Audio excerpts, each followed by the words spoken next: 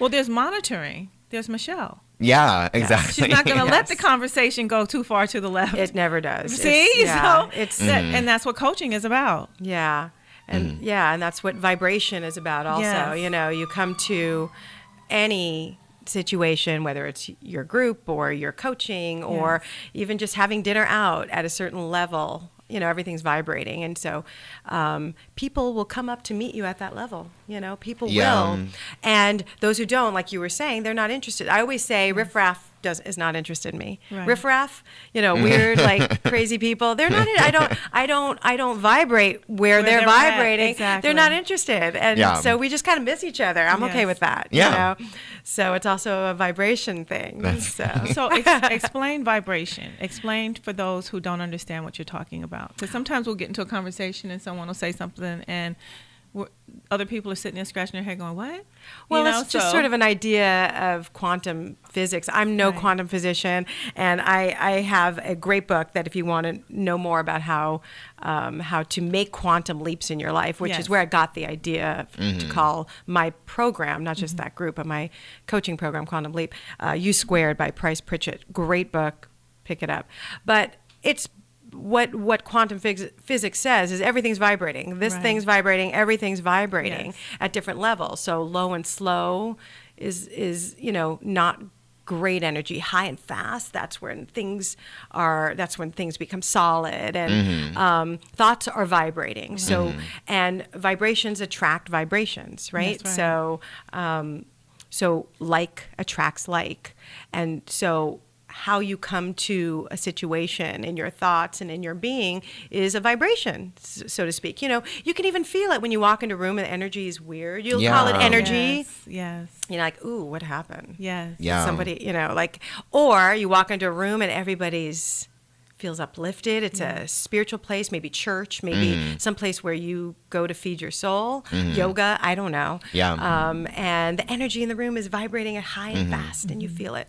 So so that's what I mean by that. And you know when you bump into low vibrating people, Definitely. It's like hitting a brick wall. Yeah. Just the other day. You can say, oh my God, what is that? You kind of try to figure it out, and then you try to run away. I didn't want to say that, but you do. You kind of, when you can't figure it out, you kind of move away from it. You know? Yeah. Just the other day, I was making calls around town in Long Beach where I live, and asking. It was different bars that have pool tables, and I was asking questions for a post that I was developing, and every time I called, it was like in my mind I was noticing myself making like, oh, that must be a really great place based on just the voice and the intonation of the person. And like, oh, I'd never want to go to that place. Like that person was. And it wasn't even that they said anything specifically mean or anything. It was literally just their voice and the way that they were speaking. Right. Yeah.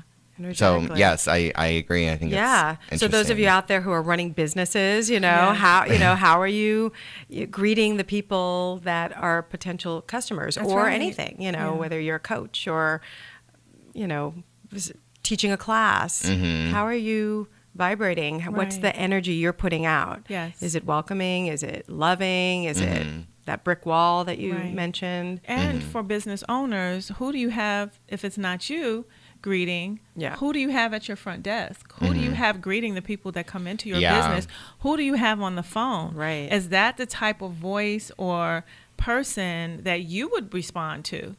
So, sometimes it's not necessarily the person, it's who, we're not paying attention to who we hire either. Right. So you have to be mindful of all of that, right? Because like you said, you may not even have been talking to the owner. Right. You could have been They might be wonderful. It might be a great place. Exactly. Right. But you wouldn't go. But you wouldn't go based on that, conversation, right? Yeah. So, it's at every level. It's in all of our lives always. We go into a room and you immediately feel something, and you like I walked in here today, I always feel great, joyful. I mean, it's just hands down a great feeling. Well, because we're vibrating at a high level of excitement to see you. And me, you as well. And Nathan and I were talking about that earlier this week. We were like, wow, it'll be so good to see her again, and see what she's up to, and have, that's the one thing I like about this show. One of the things I like about this show is that we can invite people on who have not only something to say, but say it in a way that is receptive. And nobody, like you said, who wants Debbie Downer? Who's going to listen to that? No one. So to have other Debbie Downers. That's it. And we're not interested in those. No. Not at all.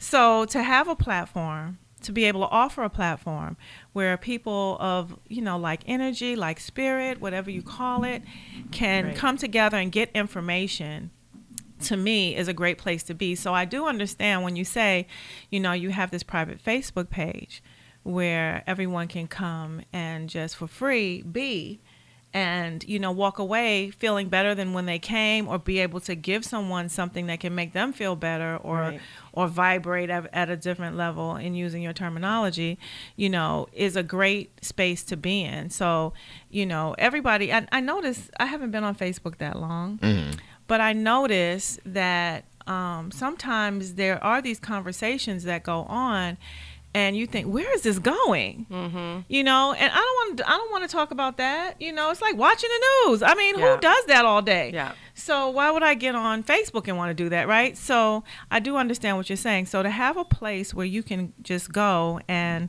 get some enlightenment, get your vibration up.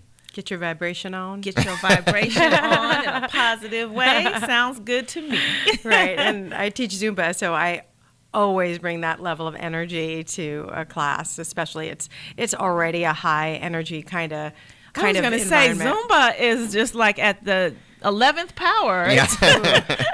I tucker myself out. I'm Just a sure. side note, when I first started teaching years ago, I was fine during the class. After the class ended, like the minute it ended, music off, I'd have an excruciating headache because of the level of energy that I emitted for a full hour. I'd have to take 2 Advil every day after class. And now I've gotten used to it, so I don't have to take it anymore. But that's the kind of energy that I try and bring to that class. And so if you live in the LA area, I was welcome to look me up. You can just go on the Zumba.com and find any instructor, Michelle Akda, or or just contact me. Oh, yeah. If you ever wanted to Michelle take a class. Akda. So if you're interested in taking a Zumba class, I'd say take one with Just her. a side I agree. note. Don't you say? Yeah. Yeah. What part of I do LA? say. I do say. Sorry. Yes. We both say. I'm in Hollywood. Okay. So I teach at Gold's Gym in Hollywood and Swerve, which is, and then a few dance studios that I sub around. All right. the hood. So look, you can get all of your physical and mental. It's an all-in-one shop. This is Yeah. with Michelle Akda. Exactly. Yeah.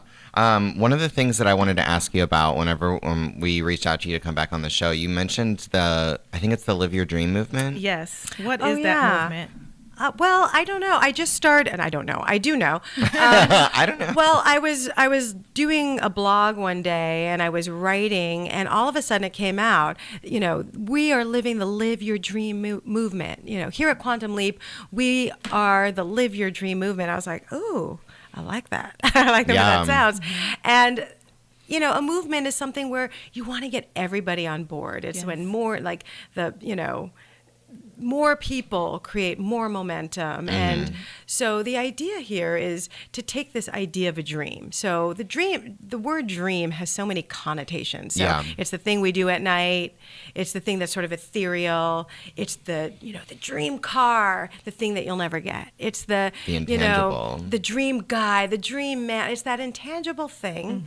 And I wanted to turn it into something tangible. Okay. I wanted to make it something not ethereal, out of reach, the nth degree, maybe you'll get it, unless you're lucky, like only if you're lucky, you're lucky if you winning the lotto is living the dream, that kind of thing. Yeah. So it's not a luck thing, it's a thought thing, So most people are afraid to actually think about what it is they would love to do because they're so afraid of, failing, so we think about the things that we think we could accomplish, that we could probably do, and those are great goals. Those are great things to accomplish. But the dream is sort of the thing that we're afraid to really focus on. Wow. That's very, very true. Yeah. And we That's don't very allow true. ourselves No. to dream anymore. I don't know if we spoke about this last time I was here, but as kids, we dream. As kids, we are not afraid to dream. And we will tell you what we want to be when we grow up in a heartbeat. And it's could be the craziest thing. And we are okay with changing our minds as kids, too. So I might want to be an astronaut today. And I might want to walk dogs tomorrow. Absolutely. With the same amount of enthusiasm, or be the king. Yes. So. And the key element there is a belief in it. That's right. There's a belief in it. There isn't that, worn down, tired mind at 30, 40, 50, 60, whatever, even 20s, that is worn down from, oh, you can't do that, or whatever it is, maybe somebody told you couldn't sing. I wanted to be a singer as a kid. Somebody once told me I sang flat. I don't sing flat, but for years I never sang, because I thought maybe I wasn't a good singer. So it's that kind of thing. It's that go back to the kid you are. When I do groups, one of the things I'll say when we go around the room to introduce each other is, what would your 12-year-old self or your 10-year-old self say they wanted to be when they grow up? It doesn't matter if you were that. It doesn't matter if you're not that. Just what would your 10-year-old self say they were? It's a fun way to get to know each other. Yeah. So let's do it. So I wanted to be a singer, psychologist, artist. Ed? What did you want to be when you were 12? What did you want to be when you were 12? I wanted to be a wrestler like Hulk Hogan. Yay! Okay. I wanted to be an artist. An artist? What? An artist? Which is, artist? Yeah. Oh, which is it's so funny because that's not what I grew up to be, but it's so funny. Right. I think it's a funny exercise because when I was 10, I wanted to be an artist. Right. Wow. And when I was 10, this is the craziest thing. I wanted to be married and have 10 children. Nice. I even drew a picture of it. Seriously. I drew a big house on the beach, and I had 10 children. That didn't happen, obviously. Amazing. And it's not that it should have happened or should not have happened. It's just what you thought at the time. A remembering of what it is like to go into the dream tank, right? To go into the think tank and the imagination, place. As a kid, we never had any problems going to, right? So it's not that it should still be a dream. None of that. It's just where were you? It was, and we really believed in it when we were kids. Of course. Oh, and I would say things like, and in my house, we're only going to have ice cream and steak and popcorn. Exactly. Because we'll be able to do whatever we want in my house. Exactly. With conviction. Yeah. Right? Because when you're a child, there's no filter. There's no filter, right? Yeah, no filter. True that. So yeah. And what a nice place to be, right? Yeah, it really is. It's cool though. Like just thinking for myself, like I don't think I've ever thought of that specifically in the sense of I think of myself as a very task-oriented person and very just like I need to do this, then I need to do this. And I need to do this, and very executive, I guess. But I also know that there is that creative side to me, and like while I am still to this day glad that I did not grow up to be an artist because I'm not patient enough for it. I have been able to incorporate that creativity in a lot of other ways. Sure. Exactly. Whereas I didn't really, I experienced that growing up where it's there you get these blows to your dream. Right. Or your dream and then all of a sudden, you're what you thought you wanted to do when you were 10, you're 20 years old, and even if you still wanted to do that, you think you can't. Right. Exactly. So that is why I've started the Live Your Dream movement, which is not necessarily getting back to the dream of the 10-year-old, because it may not be valid. It may not. That's right. Yeah. But there's a dream in your heart and in my heart and in everybody's heart. And so to sort of make the dream something that we're allowed to think about, and then even maybe pursue, So what I do with clients is we create the dream. We go back to that. We take that as our first step, because some people don't even know, and some people do. And then, so we can move from there. But it's a movement. And so that's why I'm trying to build a tribe, whether it's through Facebook or periscoping, which is live broadcasting. Yes.